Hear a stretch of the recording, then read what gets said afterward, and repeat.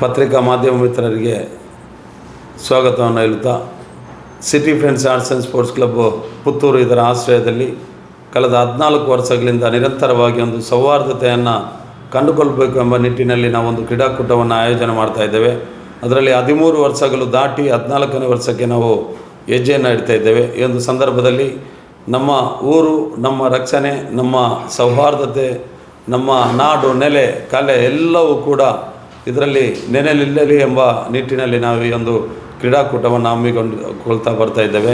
ಬಹುಶಃ ಹಳ್ಳಿ ಹುಡುಗರು ಪೇಟೆ ಕಪ್, ಹಳ್ಳಿಯ ಹುಡುಗರನ್ನು ಕರೆಸಿಕೊಂಡು ಒಂದು ಪೇಟೆಯಲ್ಲಿ ಆಡುವಂಥ ಒಂದು ಆಟ ಇದರಲ್ಲಿ ಬಹು ಪ್ರಾಮುಖ್ಯತೆಯನ್ನು ಪಡೆದುಕೊಂಡಿರ್ತದೆ.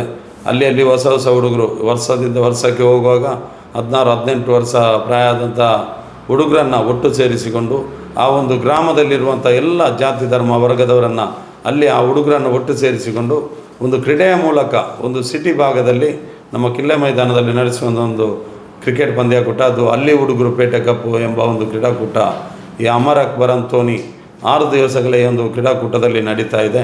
ಪ್ರಥಮವಾಗಿ 2 ದಿವಸಗಳ ಕ್ರೀಡಾಕೂಟ ಅದಾಗಿರ್ತದೆ.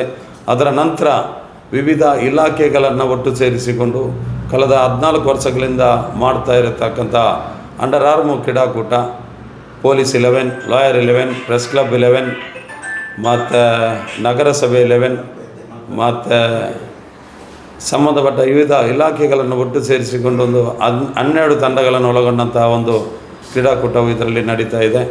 ಅದರ ನಂತರ ದಕ್ಷಿಣ ಕನ್ನಡ ಜಿಲ್ಲೆಯಾದ್ಯಂತ ಅಂಡರ್ ಆರ್ಮು ಕ್ರೀಡಾಪಟುಗಳನ್ನು ಒಟ್ಟು ಸೇರಿಸುವಂಥ ಅಮರ್ ಅಕ್ಬರ್ ಅಂತೋನಿ ರೋಲಿಂಗ್ ಟ್ರೋಫಿ ಕೂಡ ಈ ಒಂದು ಪಂದ್ಯಾಕೂಟದಲ್ಲಿ 6 ದಿವಸಗಳ ಆಟದಲ್ಲಿ ನಡೀತಾ ಇದೆ. ಹಲವಾರು ದಾನಿಗಳ ಮುಖಾಂತರ ಈ ಒಂದು ಪಂದ್ಯಾಕೂಟವನ್ನು ನಾವು ನೆರವೇರಿಸ್ತಾ ಬರ್ತಾ ಇದ್ದೇವೆ.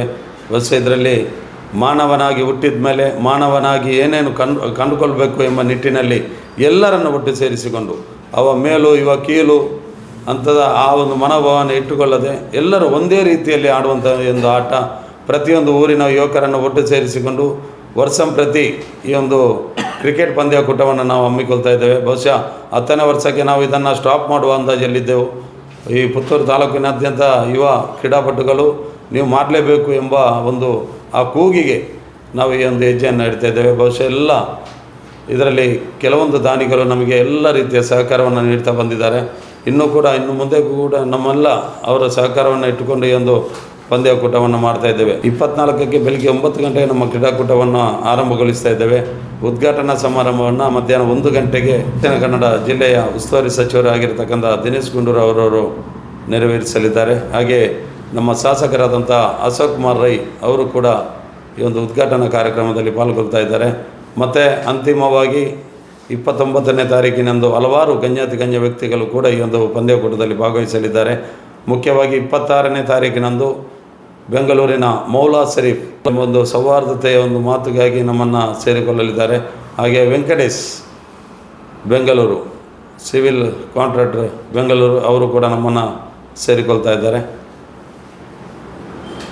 ಮತ್ತು 29ನೇ ತಾರೀಕಿನಂದು ಸಮಾರಂಭದಲ್ಲಿ ವಿಶೇಷ ಚೇತನ ಮಕ್ಕಳು 369 ಪುತ್ತೂರು ತಾಲೂಕಿನಲ್ಲಿ ಆ ಒಂದು ಮಕ್ಕಳಿದ್ದಾರೆ. ವಿಶೇಷ ಮಕ್ಕಳು ಮಾತ್ರ ಅಂಗವಿಕಲವಾಗಿರ್ಬೋದು, ಹಲವಾರು ರೀತಿಯ ಒಂದು ವಿಶೇಷ ಮಕ್ಕಳಂತೇಳಿ ಈಗ ನಾವೊಂದು ರೋಟ್ರಿ ಕ್ಲಬ್ನವರ ಮುಖಾಂತರ ಆ ಒಂದು ಮಕ್ಕಳಿಗೆ ವಿಶೇಷವಾದಂಥ ಒಂದು ಕಾರ್ಯಕ್ರಮವನ್ನು ಹಮ್ಮಿಕೊಂಡಿದ್ದೇವೆ.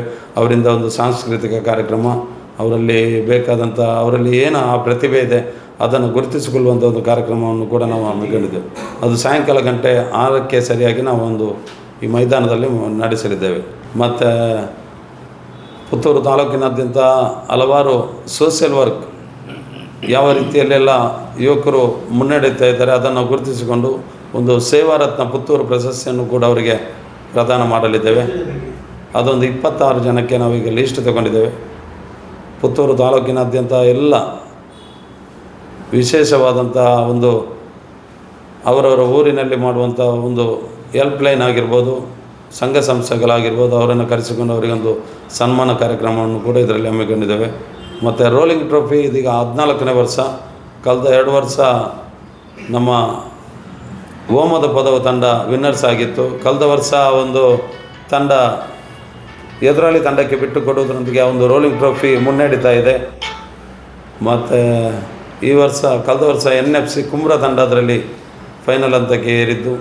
ಇನ್ನು 3 ವರ್ಷ, ಈ ವರ್ಷ ನಂತರದ ವರ್ಷ NFC ಕುಂಬ್ರಾ ತಂಡ ವಿಜಯ ಪತಾಕೆಯನ್ನು ಹಾರಿಸಿದರೆ ಈ ಒಂದು ರೋಲಿಂಗ್ ಟ್ರೋಫಿ ಮುಕ್ತಾಯಗೊಳ್ಳಲಿದೆ. ಇದು 3 ವರ್ಷ ಎತ್ತಿ ಹಿಡಿಯುವಂಥ ಒಂದು ಚಾಂಪಿಯನ್.